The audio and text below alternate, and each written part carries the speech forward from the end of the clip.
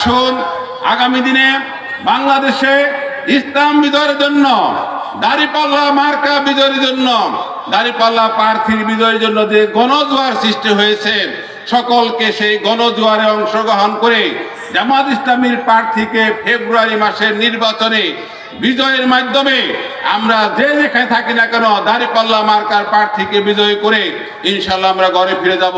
উপস্থিতি আজকের জনসভার প্রধান আকর্ষণ, প্রধান মেহমান, আশুলিয়া সাভারের গণমানুষের নেতা, বাংলাদেশ জামাত ইসলামী ঢাকা 19 আসনের মনোনীত এমপি প্রার্থী, ঢাকা জেলার সম্মানিত সেক্রেটারি, আমাদের অত্যন্ত প্রিয় ভাই, আশুলিয়া সাভারের গণমানুষের হৃদয় জয় করেছেন যিনি, ইতিমধ্যেই যার নাম এ আশুলিয়া সাভারের প্রত্যেকটি ঘরে ঘরে পৌঁছেছে, আমাদের সেই আফজাল হুসাইন ভাই এখন বক্তব্য নিয়ে আসছেন জননেতা, মজলুম জননেতা জনাব আফজাল হুসাইন ভাই, এমপি প্রার্থী জামাত মনোনীত ঢাকা 19 ভাইকে বক্তব্য পেশ করার জন্য বিনীতভাবে অনুরোধ জানাচ্ছি।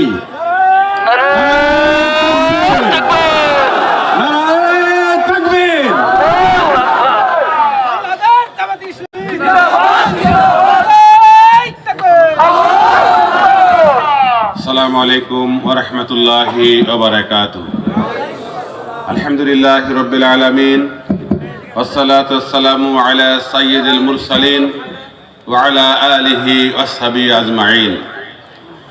বাংলাদেশ জামাত ইসলামী আশুলিয়া থানার এয়ারপোর্ট ইউনিয়ন কর্তৃক আয়োজিত আজকের এই নির্বাচনী জনসভার সম্মানিত সভাপতি, বাংলাদেশ জামাত ইসলামী এয়ারপোর্ট ইউনিয়নের সংগ্রামী আমির জনাব মাওলানা আব্দুর রব, আমাদের মাঝে মেহমান হিসাবে উপস্থিত আছেন বাংলাদেশ জামাত ইসলামী রংপুর জেলার সংগ্রামী আমির, কেন্দ্রীয় মজলিস শুরার নবনির্বাচিত সদস্য, রংপুর 6 আসনের জামাত মনোনীত, রংপুর 5 আসনের জামাত মনোনীত এমপি প্রার্থী, সাবেক মিঠাপুকুর উপজেলার চেয়ারম্যান জননেতা অধ্যাপক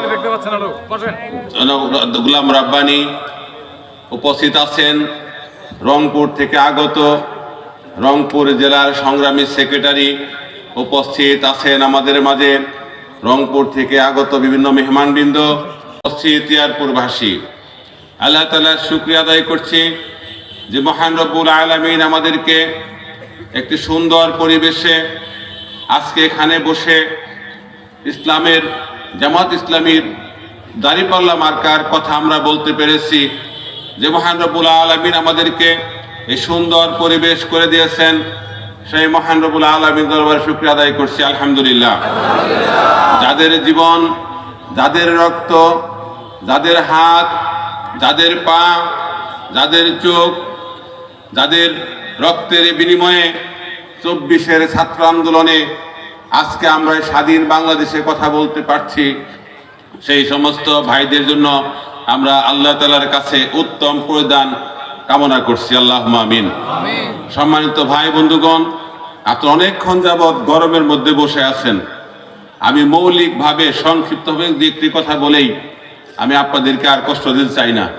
আমাদের পূর্ববর্তী অনেক বক্তা আপনাদেরকে সুন্দর সুন্দর কথা বলেছেন, আমি সংক্ষেপে কথা বলবো, এই জন্য আমি আপনাদের কাছে ক্ষমা চাচ্ছি। গরমের মধ্যে আপনারা অনেকক্ষণ যাওয়ার বসে আছেন। সংগ্রামী ভাই এবং বন্ধুগণ, স্বাধীনতার 54 বছরে আমরা এই বাংলাদেশে আমাদের এই মাতৃভূমিকে যেভাবে পাওয়ার কথা ছিল সেইভাবে আমরা পাই নাই। স্বাধীনতার শুরু থেকে এই জাতিকে দ্বিধা বিভক্ত করে রাখা হয়েছে। মুক্তিযুদ্ধের পক্ষের শক্তি, মুক্তিযুদ্ধের বিপক্ষের শক্তি নামে দেশের উন্নয়নকে বাধাগ্রস্ত করে রাখা হয়েছে। স্বাধীনতার পরবর্তী সময়ে মুসলিম অমুসলিমদের মাঝে একটি ভেদাভেদ সৃষ্টি করে রেখে বাংলাদেশের উন্নয়নকে বাধাগ্রস্ত করে রাখা হয়েছে। জামাত ইসলামী পরিষ্কার বলতে চাই, এই আসনে যদি দাঁড়িপাল্লা মার্কার প্রার্থী বিজয় হতে পারে, অমুসলিমদেরকে সর্বাগ্রে নিরাপত্তা নিশ্চয় দেওয়া হবে ইনশাআল্লাহ। এই আসনে দাঁড়িপাল্লা মার্কার প্রার্থী বিজয় হলে শ্রমিকদের ন্যায্য অধিকার দেওয়া হবে ইনশাআল্লাহ। শ্রমিক তার মালিকের সাথে সুসম্পর্ক করতে হবে। শ্রমিক তার মালিকের সাথে সুসম্পর্কের মাধ্যমে যে উন্নয়ন হবে, সেই উন্নয়ন দিয়ে আমরা দেশ এবং জাতি গঠন করব ইনশাআল্লাহ। সংগ্রামী ভাই এবং বন্ধুগণ, আমাদের এই সাভার উপজেলা প্রায় 50 থেকে 60 লক্ষ লোকের বসবাস, যেখানে চিকিৎসার নামে তেমন কোনো ব্যবস্থা নাই। সরকারি মাত্র একটা হসপিটাল আছে সাভার উপজেলায়, 50 শয্যা বিশিষ্ট হসপিটাল, যেখানে গরিবদের চিকিৎসা নেওয়ার কোনো সুযোগ সুবিধা নাই বললেই চলে। বিগত সময় যারা রাষ্ট্র পরিচালনা করেছে, প্রেসার মাপার জন্য, জ্বর আসলে জ্বর চেক করার জন্য যারা সিঙ্গাপুর গিয়েছে, বাংলাদেশের গরিব মানুষের ভাগ্য পরিবর্তনের জন্য, গর্ভবতী মা বোনদের চিকিৎসার জন্য বাংলাদেশে ঢাকা 19 আসনে তেমন কোনো ব্যবস্থা তারা করে নাই। আমাদের এই গরিব মানুষদেরকে, আমাদের মা বোনদেরকে সুচিকিৎসার জন্য, তাদের চিকিৎসা তাদের নৈতিক অধিকার, এই অধিকার নিশ্চিতের জন্য জামাত ইসলামীর এই আসনে বিজয় হতে পারলে ইনশা তাদের চিকিৎসার জন্য উত্তম ব্যবস্থা করা হবে। সংগ্রামী ভাই এবং বন্ধুগণ, শিক্ষা ব্যবস্থা, শিক্ষা প্রতিষ্ঠানকে উন্নত করা হবে, যার মাধ্যমে আমার এই 19 আসনের ছেলেমেয়েরা লেখাপড়া করে দেশ এবং বিদেশে তারা কৃতিত্বের স্বাক্ষর রাখবে। আগামী নির্বাচনে বিজয় হতে পারলে আমরা সরকারি দল, বিপক্ষের দল সকলে মিলে আমরা দেশটাকে গড়ব।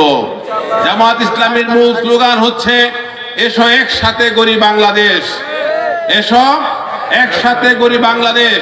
যে বাংলাদেশ স্বপ্ন জামাত ইসলামী দেখছে, যে বাংলাদেশের স্বপ্ন জামাত ইসলামী নেতৃবৃন্দ দেখছে, এরকম একটি সুন্দর বাংলাদেশ গড়ার জন্য আমাদের দল মত নির্বিশেষে, জাতি বর্ণ নির্বিশেষে, শ্রমিক মালিক একত্রিত হয়ে, আলেম উলামা একত্রিত হয়ে, সকলে মিলে, হিন্দু মুসলিম একত্রিত হয়ে, সরকারি দল বিরোধী দল একত্রিত হয়ে একটি সুন্দর বাংলাদেশ গড়ব, যার মাধ্যমে এই বাংলাদেশকে অতি অল্প সময়ে পৃথিবীর একটি উন্নত রাষ্ট্রে পরিণত করা হবে ইনশাআল্লাহ। দুর্নীতি মুক্ত বাংলাদেশ গড়ব, চাঁদাবাজ মুক্ত আশুলিয়া গড়ব ইনশাআল্লাহ, মাদক মুক্ত আশুলিয়া গড়ব। মাদকের ব্যাপারে আমরা সব সময় কথা শুনে আসছি। দিনের বেলা যারা মাদকের ব্যাপারে মঞ্চে কথা বলে, রাতের বেলায় তারা মাদকের সাথে জড়িয়ে যায়। এরকম লোক দিয়ে মাদক নির্মূল সম্ভব নয়। আমরা বিগত সময়ে জেলখানায় দেখেছি, যারা মাদকের কারণে গ্রেপ্তার হয়েছে, তারা আমাদের দেশের, আমাদের এলাকার নিরীহ সাধারণ লোক। তারা মাদকের মূল হোতা, তারা সব সময় ধরাছোঁয়ার বাহিরে থেকেছে। জামাতের প্রার্থী 19 আসনে বিজয় হতে পারলে মাদকের মূল হোতাকে চিহ্নিত করে তাদেরকে আইনের আওতায় এনে তাদেরকে শাস্তির ব্যবস্থা করা হবে ইনশাআল্লাহ।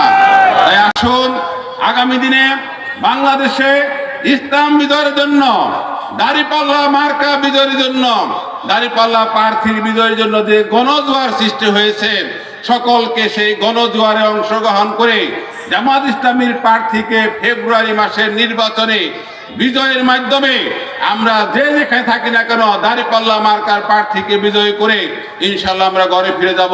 সেই উদাত্ত আহ্বান জানিয়ে, আপনাদেরকে ধন্যবাদ জানিয়ে আমি আমার সংক্ষিপ্ত কথা শেষ করছি।